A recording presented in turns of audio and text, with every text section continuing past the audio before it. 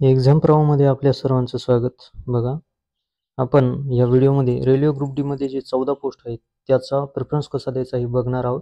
यासाठी आधी मुलांनी प्रेफरन्स कोणत्या पोस्टसाठी आधी द्यावा हे बघणार आहोत. बघा, पहिली पोस्टसाठी द्यायचं आहे assistant and signal and telecommunication. दुसऱ्या पोस्ट निवडायची आहे पॉईंट्समन बी. त्यानंतर मुलांनी तिसरी पोस्टसाठी निवड करायची आहे असिस्टंट ऑपरेशन इलेक्ट्रिकल. यानंतर चौथी पोस्ट निवडायची आहे असिस्टंट TRD.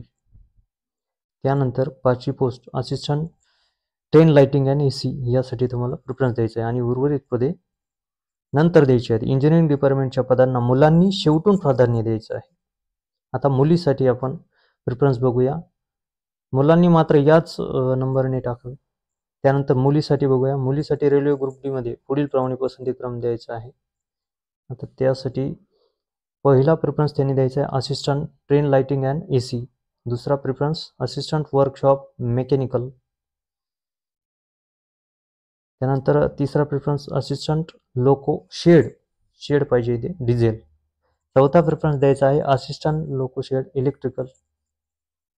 त्यानंतर पाचवा प्रेफरन्स हा पॉईंट्समन बी ला द्यायचा आहे आणि उर्वरित पदे त्यांनी शेवटून टाकले तरी चालतील.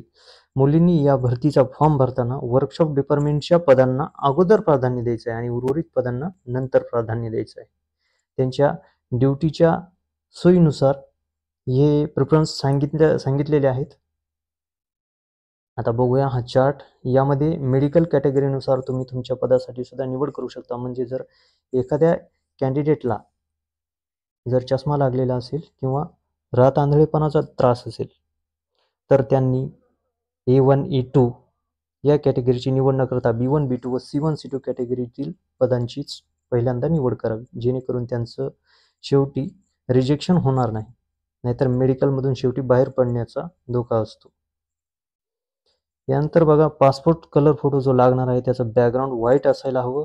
त्यात चष्मा किंवा टोपी तुम्ही घातलेली नसावी, अन्यथा तुमचं फॉर्म रिजेक्ट होईल.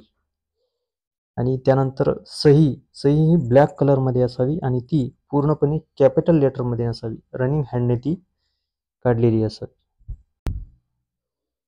बघा, रेल्वे ग्रुप डी मध्ये फॉर्म भरण्याची जी लास्ट डेट होती ती सुद्धा एक्सटेंड करण्यात आलेली आहे आणि ती सुद्धा आता पुढे ढकलण्यात आलेली आहे लास्ट डेट. बघा, सुरुवातीला जी फॉर्म भरण्याची लास्ट डेट होती ती होती 22/2/2025.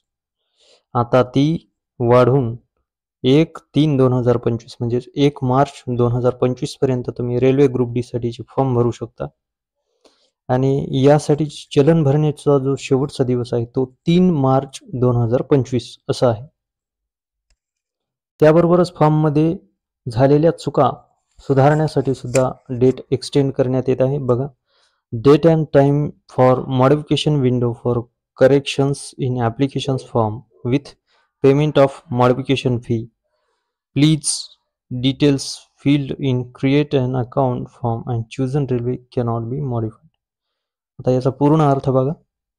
तर जे फॉर्ममध्ये झालेल्या चुका होत्या त्या सुधारण्यासाठीची जी डेट होती आधी 25 फेब्रुवारी ते 6 मार्च 2025 अशी होती. ती आता बदलून 4 मार्च 2025 ते 13 मार्च 2025 या कालावधीमध्ये तुम्हाला तुमचा जो ॲप्लिकेशन फॉर्म आहे त्यामध्ये चेंजेस करता येणार आहेत.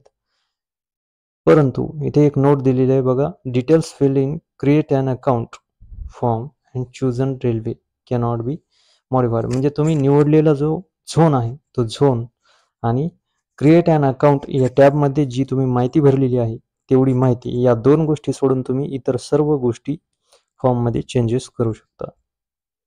धन्यवाद.